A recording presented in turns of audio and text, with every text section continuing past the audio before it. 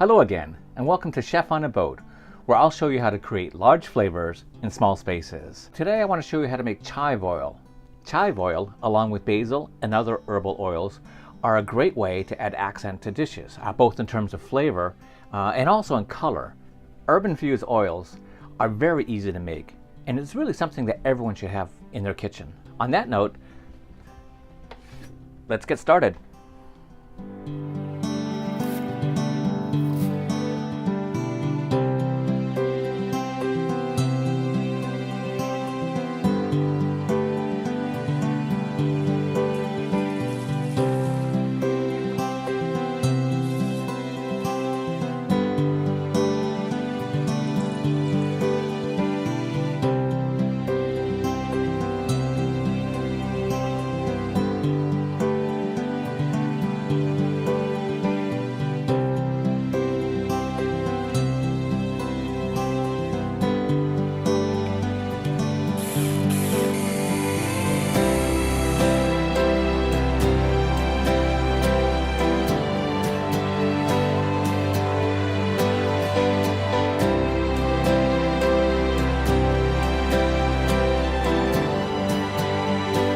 Until next time, bon appetit.